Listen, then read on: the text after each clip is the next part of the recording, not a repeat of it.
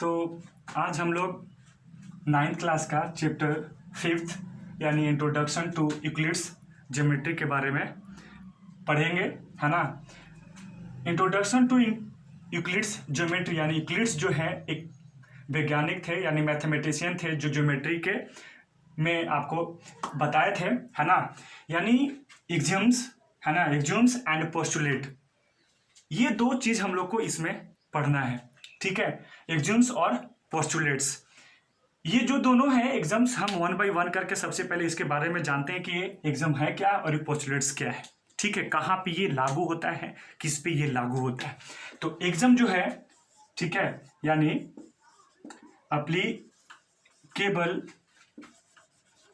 Every part of maths, ठीक है। Exams जो है वो सब पे, जितने भी मैथ्स जो हम लोग जितना मैथ्स पढ़ते हैं सब पे वो अप्लीकेबल होता है यानी अप्लाई होता है, ठीक है। पोस्टुलेट जो है एप्लीकेबल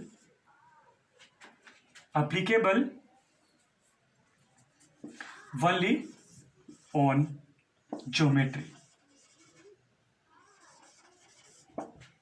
ठीक है।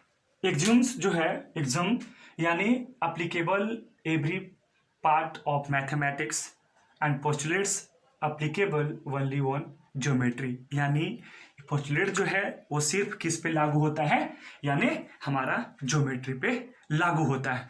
अब हम 1 बाय 1 करके इसके बारे में पढ़ेंगे, ठीक है। यानी सबसे पहले हम पढ़ते हैं एक्सियम्स के बारे में। एक्सियम जो होता है ये 7 होते हैं।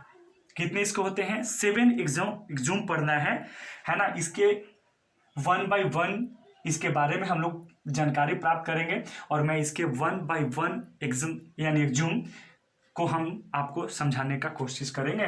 तो देखिएगा, ध्यान से समझने का कोशिश कीजिएगा। मैं लिखूंगा नहीं, ठीक है। मैं आपको सिर्फ पहले हम डिफाइन करते हैं, उसके बारे में हम आपको सिर्फ समझा देते हैं। तो पहला जो आपका एग्जाम जो है, things which are equal to the same things are equal to one another, कहता है क्या, ध्यान से समझिएगा। कहता है कि एक पार्ट है जो एक दूसरे के इक्वल है, यानी ए और बी, एक ए है और ये बी है, ये दोनों इक्वल है। कहता है कि दूसरा जो है वो तीसरे के भी बराबर है, यानी कहने का मतलब कि एंगल बी जो होगा, ठीक है, एंगल सी के भी बराबर। वन अनदर, पहले तो ये अपने आप में था, एक दूसरे से इक्वल था, दूसरा जो तीसरे के भी बराबर है, ठीक है, इस तरीके से। तो कहता है, इसका कहने का मतलब ये है कि अगर इस ऐसा कंडीशन होगा तो angle A equal to angle C भी होगा। परफेक्ट है, कोई दिक्कत नहीं है।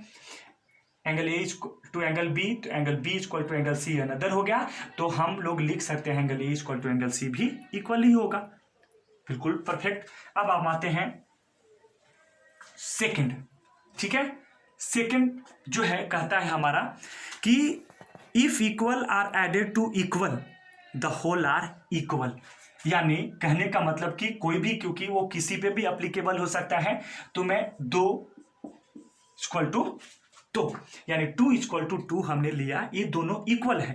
कहता है कि अगर हम इसमें कुछ भी अगर जोड़ दें, अगर मान लीजिए 1 जोड़ देते हैं तो दूसरे वाले में भी आपको ऐड 1 ही करते हैं, मतलब 1 इसमें भी ऐड करते हैं, 1 इसमें भी ऐड करते हैं, तो जब होल जो बनेगा, जो हमारा जो बनेगा नया वाला, वो भी एक दूसरे का इक्वल ही होगा। परफेक्ट। अब हम आते हैं यानी थर्ड, ठीक है। थर्ड जो है हमारा कहता है postulate number third a axioms, है ना। थर्ड है, कहता है कि if equal are subtracted from equal the remainder are equal. अगर मान लेते हैं मेरे पास 5, मतलब कोई नंबर है, ये दो नंबर 5 इक्वल है, 5 इक्वल टू 5, अगर इसमें से अगर हम -2 भी और इसमें से भी -2, मतलब 2 इक्वली भाग को निकाल देते हैं दोनों तरफ से, तो वो जो रिमाइंडर बचेगा, तब 5 में से यानी 5 में से 2 जाएगा, 3 बचेगा और यहाँ भी 3 बचेगा, तो ये दोनों भी इक्वल ही होगा। परफेक्ट है ये। नेक्स्ट जो है हमारा वो फोर्थ है, ठीक है। फोर्थ कहता है क्या कि things which are coincide with one another are equal to one another. कहता है कि मान लीजिए एक आपके पास सर्कल है, यहाँ भी एक और भी मान लेते हैं सर्कल। कहता है कि अगर ये दोनों का रेडियस, ठीक है, ये दोनों रेडियस इक्वल है, मतलब r इक्वल टू आर है, मतलब ये रेडियस हमने इक्वल रखा है। कोइंसाइड का मतलब कि ओवरलैप है ना, कोइंसाइड का मतलब कि एक आया और उसी पे ओवरलैप हो गया, मतलब ये दोनों इक्वल है, ठीक है।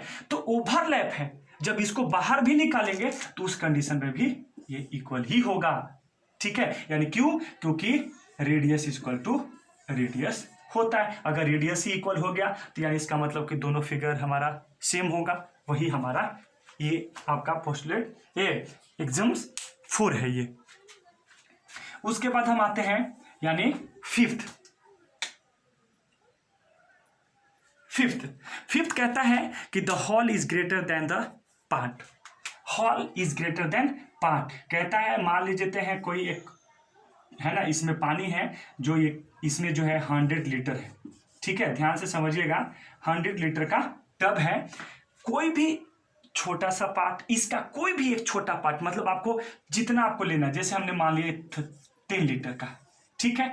तो जब भी इसमें का जो पार्ट होगा, इसका पार्ट, इसका, ठीक है, जब भी आप निकालेंगे इसमें से पार्ट, जब भी होगा तब हमेशा ये हॉल यानी बड़ा वाला, यानी क्या होगा, छोटे से हमेशा बड़ा ही होगा। जब आप कोई भी पार्ट आप इसे निकाल दीजिएगा तो, जैसे कोई भी क्या बोलेगा कि हमने इसमें से 99 निकाल लेते हैं, 99 लीटर निकाल देते हैं, तो क्या 99 लीटर है ना, बट ये हॉल है, इसमें से हम 99 लीटर निकाल, लेकिन जब हॉल से कंपेयर करेंगे, पूरा हॉल से निकालना नहीं, निकालने का मतलब कि हम 99 लीटर ले लिए इधर और इधर 100, तो क्या 99 लीटर जब भी होगा इसका ही पार्ट इसके अंदर आ जाएगा 99 लीटर। इसका मतलब कि हॉल से वो हमेशा क्या होगा, छोटा होगा और ये आपका बड़ा होगा, यही इसमें समझना है।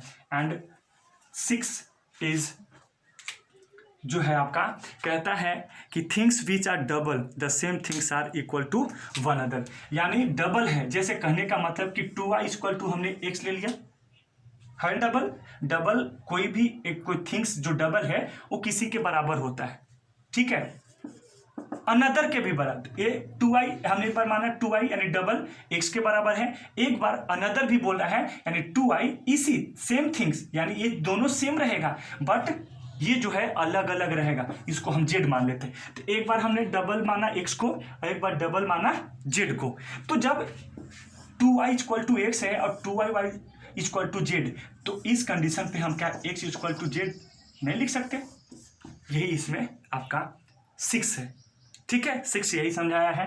एंड 7 इज जो है आपका लास्ट, ठीक है।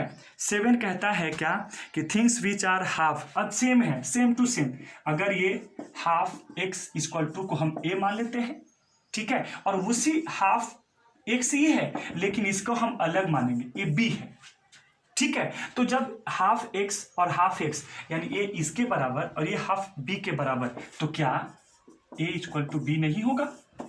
होगा, यही आपका है ना एग्जाम था, है ना, तो इसी के बारे में हम लोग को पढ़ना था।